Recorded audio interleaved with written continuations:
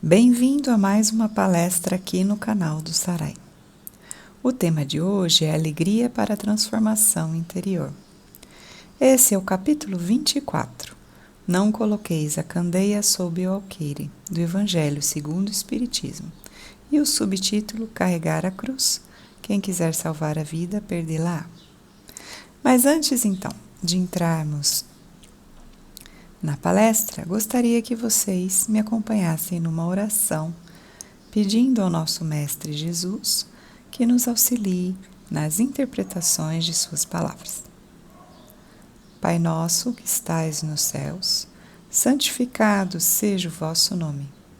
Venha a nós o vosso reino, e seja feita a vossa vontade, assim na terra como nos céus. O pão nosso de cada dia nos dai hoje. Perdoai as nossas ofensas, assim como nós perdoamos a quem nos tem ofendido. E não nos deixeis cair em tentação, mas livrai-nos de todo mal. Que assim seja, hoje e sempre. Amém. Então vamos lá. Então o Evangelho diz assim: Sereis bem felizes quando os homens vos odiarem, vos separarem, vos tratarem injuriosamente, rejeitarem o vosso nome como mal por causa do Filho do Homem. Regozijai-vos nesse dia e exultai de alegria, porque uma grande recompensa vos está reservada no céu, porque foi assim que seus pais trataram os profetas. Chamando a si o povo e seus discípulos, Jesus lhes disse: Se alguém quer vir a mim, que renuncie a si mesmo e carregue a sua cruz e me siga. Porque aquele que quiser salvar a si mesmo se perderá, e aquele que se perder por amor a mim e ao Evangelho se salvará. Com efeito, que serviria um homem ganhar todo mundo e perder a si mesmo? Agora os comentários do Evangelho.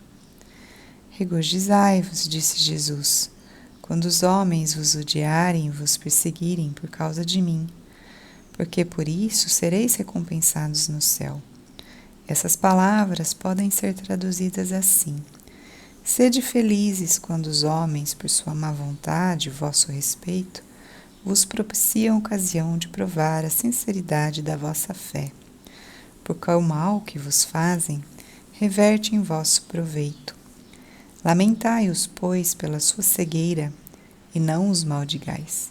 E depois ajunta: Aquele que quer me seguir, carregue a sua cruz, que quer dizer, suporte corajosamente as tribulações que a sua fé lhe suscitará, porque aquele que quiser salvar a sua vida e seus bens em me renegando, perderá as vantagens do reino dos céus, ao passo que aqueles que tiverem perdido tudo nesse mundo, e mesmo a vida, para o triunfo da verdade, receberão na vida futura o prêmio da sua coragem, da sua perseverança e da sua abnegação. Mas aqueles que sacrificaram os bens celestes aos gozos terrestres, Deus disse: Já recebestes a vossa recompensa.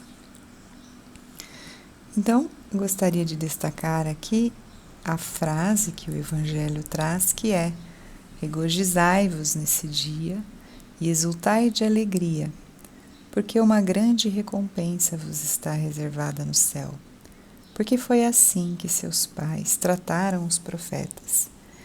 Então, é muito interessante que nós temos uma convicção da alegria como sendo toda a ausência de problemas, ou então que todos os nossos desejos são realizados. Nós temos essa ideia da palavra alegria, né? Do sentimento de alegria, mas ele pode vir, e nós vamos aprender na palestra de hoje, que a verdadeira alegria, ela não vem de uma conquista externa, material, ela não provém de uma aceitação sem problemas, né, diante das nossas relações. Ela não provém de nada que vem externamente de nós. A verdadeira alegria, ela é uma emoção que está dentro de nós e que possui o sentido terapêutico de nos informar que nós entendemos o nosso papel e aceitamos o nosso lugar na roda das encarnações, né? No momento atual em que estamos passando. Então é muito diferente do conceito de alegria que nós trazemos. E para nos ajudar, né, a entender um pouco esse conceito, nós vamos ver o capítulo 9 deste livro, que foi escrito pela Hermance Dufault, psicografado por Vanderlei de Oliveira, que se chama Emoções que Curam, né? E ela traz assim na abertura do capítulo: a alegria não é a ausência de problemas ou a certeza de ter todos os sonhos realizados, o que bate muito com a frase do Evangelho, né? Exultai de alegria por seres perseguidos pelo meu nome, né? Por terem a perseguição, por serem rejeitados. Então, parecia até uma coisa antagônica, né? Como sofrer, como sentir alegria por ser perseguido, né? Por ser rejeitado. E é isso, então, que ela vai nos explicar. Como o capítulo ele é um pouco grande, eu vou fazendo algumas pausas para ir comentando as partes que eu acho que são mais interessantes para a gente parar. Então, Hermance Dufault diz assim: a alegria não é a ausência de problemas ou a certeza de ter todos os sonhos realizados. Essas definições estão conectadas com uma visão materialista do mundo, que define o prazer e o bem-estar como satisfação plena de interesses pessoais. Essa conduta é responsável pela cultura do menor esforço, cuja proposta central é a eliminação do sofrimento, das frustrações, das contrariedades da nossa vida, como se essa fosse a única condição para a conquista da felicidade e da paz. O que não se percebe nessa ação de evitar a dor e os dissabores é que a paixão por uma vida idealizada, sem tropeços ou desafios, aumenta ainda mais o sofrimento, através do medo, que incendeia a mente com acontecimentos infelizes e imaginários. Sem notar, a criatura se torna refém de condições elaboradas pela vida mental, a fim de permitir-se a alegria que depende somente das circunstâncias e expectativas a respeito das pessoas que ama ou da forma como os acontecimentos devem se desenrolar. Essas miragens exigem uma enorme quantidade de energia para serem controladas de acordo com os modelos de satisfação que foram idealizados.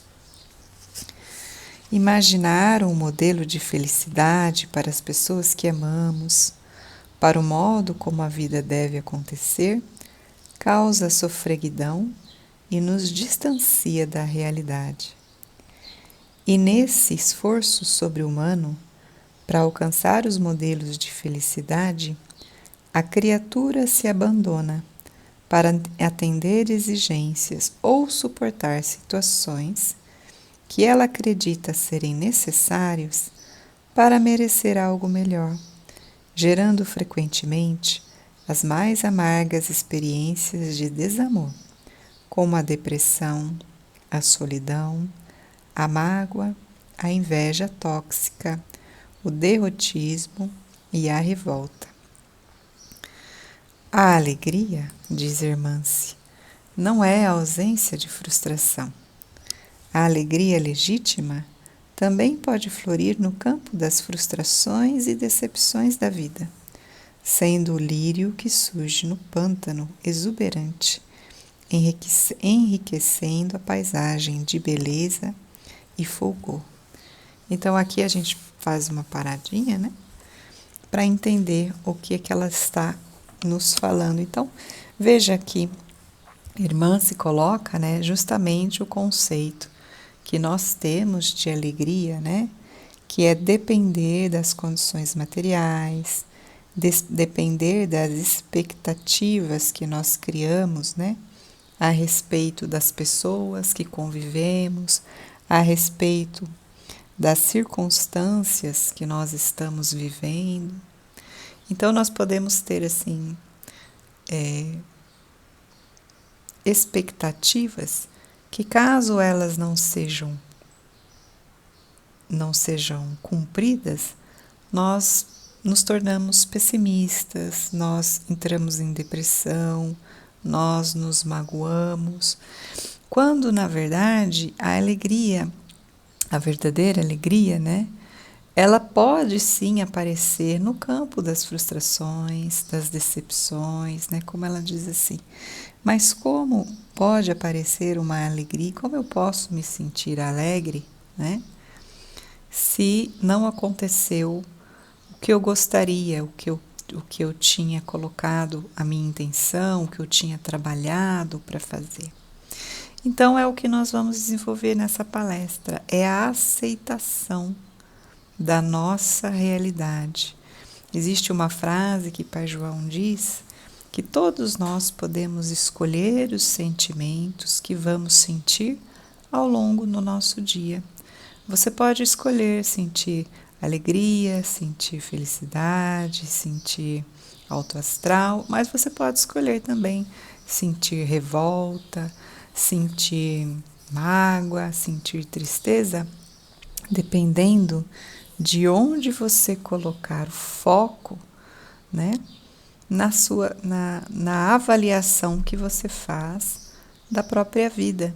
Então, todos nós temos motivos de sobra para sentirmos alegria, né? Por estarmos vivos, por estarmos bem, por termos saúde, por termos pessoas que nos amam, por termos uma casa, por termos um lar, né? Por termos um trabalho. Mas quando não temos alguma dessas coisas, nós não precisamos deixar de sentir alegria, porque a alegria primordial é de estarmos vivos, né? De estarmos reencarnados numa nova oportunidade de conseguirmos nos melhorar através das lições que nós mesmos pedimos antes da nossa reencarnação. Então, o estado de alegria, ele não está conectado a nada que está fora de nós, mas especialmente a maneira como nós observamos a nossa vida e elegemos, né, aquilo que é mais importante. Então, às vezes nos perdemos, né? Colocamos o nosso foco, as nossas metas só no mundo material e esquecemos que a maior alegria, né, é quando nós retornarmos ao mundo espiritual já com a nossa cota cumprida de desenvolvimento no campo dos sentimentos, principalmente, né? Então é isso que ela vai colocar. Alegria é certeza interior que a pessoa conquista depois de desenvolver a gratidão, a resiliência, a compreensão e a serenidade. Veja que são valores eternos, né, que nós vamos levar conosco para qualquer mundo, para qualquer lugar, para qualquer situação. Então são conquistas internas, conquistas que têm a ver com os nossos sentimentos, com as nossas atitudes. Então ela continua, né? A alegria é aquela certeza interior que a criatura conquista depois de desenvolver algumas habilidades afetivas na escola das provas diárias, esculpindo uma reação consciente e lúcida diante das dores e dos desafios. A gratidão, a resiliência, a compreensão e a serenidade são algumas dessas habilidades que pavimentam o caminho de harmonia interior no clima do humor sadio. A alegria nos preenche, revitaliza e produz abundância energética, levando-nos a agir com contínua resistência diante das dificuldades e com reações mais saudáveis aos desapontamentos. É um sentimento que promove naturalmente a leveza, a proteção espiritual e energética. Pessoas alegres se imunizam das ondas vibratórias do pessimismo e da maldade. O clima emocional que buscam, o hábito de ser alegre, forma uma couraça de energias imunizadoras de alto amor. Então, olha que interessante, né? Que a irmã se nos traz. Além delas nos dar, né, toda essa sensação de felicidade, de tranquilidade, de harmonia, ela também promove uma proteção espiritual energética, né? Olha que ela fala, se imunizam das ondas vibratórias do pessimismo e da maldade. Então, ser alegre, além de ser terapêutico, de ser harmônico, ainda é protetor, né? Então, ela continua. Essa é também a emoção, né, a alegria, de quem tem conseguido um melhor nível de aceitação da realidade. Aceitar é uma forma terapêutica de viver, porque quem aceita vive com mais otimismo diante dos acontecimentos da vida. Este clima interior de acolhimento à realidade produz a resignação e evita fixações nos aspectos sombrios da vida mental. E diante dessas reflexões sobre a alegria, observemos a relação desse tema como a reforma íntima. Então, olha que interessante também que ela nos traz, né? Quando nós aceitamos a nossa vida, nós também somos mais alegres, né? Porque nós não nos fixamos, né, nas coisas que nós não temos. Porque o que nos traz desânimo, descrédito, dor, desmerecimento, é a fixação da nossa mente naquilo que nós ainda não possuímos, naquilo que nós gostaríamos de ser e não alcançamos, nas situações que gostaríamos que tivesse acontecido de acordo com a nossa vontade e elas não aconteceram. Então, a alegria, né, também é um sinônimo, como diz a irmã Stufo, né, de aceitação da nossa realidade. Uma vez que todos nós reencarnamos, no momento de reencarnarmos, né, nós sabemos que nós solicitamos aos nossos guias, aos nossos mentores, algumas provas, né, que iam aferir se nós já estávamos suficientemente maduros, né, para sairmos vitoriosos dessas provas. Essas provas podem ser as mais diferentes possíveis.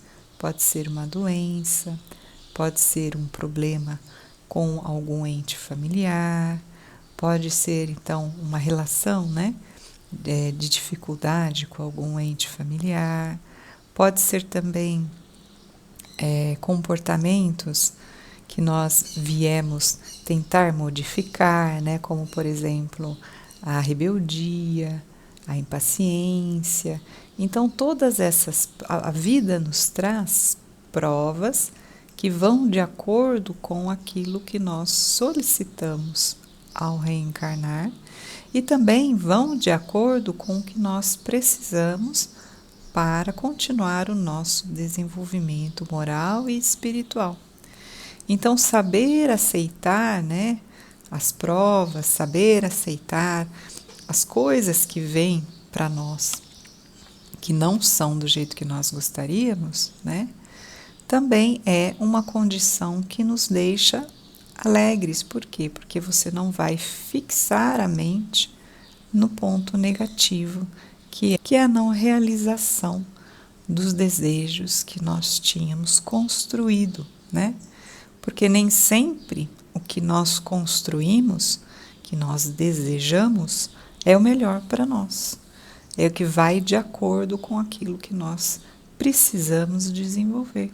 Mas essa lucidez é muito difícil ainda no plano material. Nós temos a lucidez quando nós desencarnamos, né? E como espírito eternos que somos, conseguimos melhor avaliar, né? Quais foram realmente as nossas verdadeiras intenções. Muitas vezes, quando nós estamos reencarnados, é difícil avaliar as nossas verdadeiras intenções. Nós usamos uma série de máscaras, uma série de capas para esconder ainda as dificuldades que nós temos, que nos causam, né, vergonha, que nos causam sensação de baixa autoestima, né, que nós ainda verificamos que temos dentro de nós, como inveja, ciúmes, né, raiva. Então são sensações, são emoções que nós às vezes escondemos de nós, quando na verdade é o contrário, né? A irmã se diz que nós precisamos aprender a entender o que essas emoções querem nos dizer. Bom, então diante dessas reflexões, né, nós precisamos pensar assim: o nosso lado sombrio, as nossas imperfeições, né, elas não existem para serem eliminadas, mas transformadas, né? E a primeira condição para que a gente possa fazer essa transformação é justamente a construção de uma convivência pacífica conosco mesmo, né? Acolhendo as nossas imperfeições com amor, né? Então, o vetor emocional da alegria, de se renovar, é esse amor. Então, pessoas que se amam, que amam a vida que têm, elas vão se sentir assim preenchidas, né? E quem se preenche de amor só tem razões para se expressar de forma alegre, né? Então, diante da reforma íntima, quase sempre nós assumimos uma atitude contrária, uma atitude de desamor diante dos esforços que nem sempre são bem-sucedidos, né, do nosso. Então, se nós tombarmos nesse desamor, a nossa reforma íntima, ela vai ser como subir uma ladeira íngreme, carregando um peso enorme nas nossas costas, né? Então, nós vamos se sentir cansados, tristes, desanimados e muitas vezes vamos desistir desses ideais de renovação e melhora. Então, a reforma íntima com alegria é uma condição de quem decidiu se aceitar, se compreender, se acolher com ternura e carinho. Então, é uma postura de auto-amor legítimo que estimula, educa e cura. Por isso que a alegria não é, como nós achamos, né, um sentimento que vem só de quando as coisas acontecem do jeito que a gente gostaria, né? Ao contrário, ela é um combustível da autoaceitação. Então, quando eu aceito, quando eu consigo compreender e me acolher, né, com as imperfeições que eu tenho, automaticamente eu estou gerando esse combustível da alegria que vai auxiliar a reforma íntima que a gente tem que fazer, todos temos que fazer, né? Então a irmã se diz assim, ó, alegria não é ausência de dor e nem de deslizes morais, né? Mas um sintoma claro de que o seu portador aprendeu a driblar a dor e a ter paciência construtiva com suas imperfeições, de que aprendeu o sentido terapêutico das provas, né? Então, porque nós reencarnamos para melhoramento, né? Então, se é um planeta de provas e expiações, nós temos muitas coisas que nós vamos ter que dar conta que não são, do nosso ponto de vista, as mais favoráveis possíveis, porque se nós tivéssemos aprendido já essas lições, nós não precisaríamos das provas. E aí fica até uma dica, que essa dica de André Luiz, né, que ele diz assim, preste atenção nas provas, né, quando repete algum problema na sua vida. Então, quando o problema ele continua a se repetir na sua vida, É indício de que você não aprendeu alguma coisa. E a vida, ela vai sempre te trazer aquele problema, é uma prova, né? Ela vai te trazer sempre aquela mesma coisa para que você tenha uma atitude diferente, para que você possa aprender com aquela situação, né? Então, quando as provas se repetem, preste atenção no que a vida quer te ensinar, né? Então, essa é a dica de André Luiz. Então, a irmã ainda diz assim, né? Reforma íntima com alegria é a escola de Jesus, que convida os seus discípulos a serem alguém melhor e não o melhor de todos, né? Na escola de Jesus, os discípulos são convocados a acreditar que merecem também o melhor. E aí a segunda parte, né, que ela vai falar de carregar a sua cruz, que ele diz, né? Quem quiser me seguir, carregue a sua cruz. Ela diz assim: seguir a Jesus é carregar sobre os ombros a cruz das dores necessárias, sem que isso significa que teremos de sofrer indefinidamente com esse movimento. A dor é necessária, já o sofrimento é uma escolha. Jesus espera uma atitude corajosa dos seus aprendizes diante das dores. A alegria pode ser uma delas. Aliás, o Evangelho do Cristo é uma mensagem de alegria. E por que ela coloca isso, né? Que a dor é necessária, o sofrimento é uma escolha. Porque dor e sofrimento não são a mesma coisa. O sofrimento, ele está relacionado às emoções, né? E a dor, ela está relacionada ao físico. Então, quando a gente tem um corte, a gente tem uma dor, né? Quando a gente tira um membro, tem a dor, né? Mas o sofrimento, você viver sem aquele membro, sem aquele braço, isso é um sofrimento, né? Ou você pode não fazer disso um sofrimento, como no caso desses atletas olímpicos, que mostram para o mundo aí, né, que você não precisa ser perfeito, né, para ter uma vida boa e alegre. Não é isso que eles mostram para todos nós? Porque muitos de nós que temos todos os membros, como eu falei, né, não temos problemas físicos nenhum, não conseguimos fazer as atividades que eles executam, mesmo com as dificuldades que eles têm, né, que eles executam bravamente e lindamente, né? Eu vou deixar aqui um exercício para nós fazermos, para cultivarmos a alegria no nosso dia a dia. E esse exercício está no livro 7 Caminhos para o Alto Amor, que é do Pai João de Angola. Então, tá aqui. Então, quer mudar o rumo, diz Pai João, né? Mental das suas emoções? Que tal praticar exercícios diários de mentalizações terapêuticas? Então, por várias vezes no seu dia, a mente é assaltada por pensamentos de medo, de tristeza e de culpa, gerando os estados emocionais de insegurança, pessimismo. Isso acaba virando um procedimento padrão, um modo de viver, roubando a sua alegria. Comece a fazer um exercício por escrito de preferência, para usar pensamentos mais otimistas. O simples fato de pronunciar mentalmente uma frase otimista aciona vários programas mentais que irão direcioná-lo a um foco mais saudáveis. 2 dicas para criar uma mentalização positiva. Evite usar o não na formulação da frase e use sempre verbos no presente, como por exemplo: meu dia é maravilhoso, rico de boas energias e experiências saudáveis. Acordei em estado de graça, com muita vontade de viver.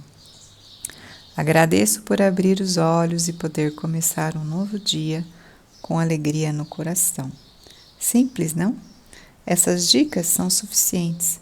Mesmo que você não desperte de acordo com o que deseja, com o passar do dia e com as repetições das frases, a sua programação vai sendo alterada para que sinta o que determinou. Então, escreva e repita várias vezes as frases que nós demos como exemplo, ou outras que você quiser criar. E fica então o convite de Jesus que diz: Vinde a mim, todos vós que sofreis, que estáis sobrecarregados, e eu vos aliviarei. Tomai o meu jugo sobre vós e aprendei de mim, que sou brando e humilde de coração, e encontrareis o repouso de vossas almas, porque o meu jugo é suave e o meu fardo é leve. E para encerrar, convido a todos para rezar junto comigo uma Ave Maria, agradecendo as lições dessa palestra. Ave Maria, cheia de graça, o Senhor é convosco. Bendita sois vós entre as mulheres. Bendito é o fruto do vosso ventre, Jesus. Santa Maria, Mãe de Jesus, rogai por nós, pecadores, agora e na hora de nosso desencarne. Que assim seja hoje e sempre. Amém. Muito obrigada e até mais.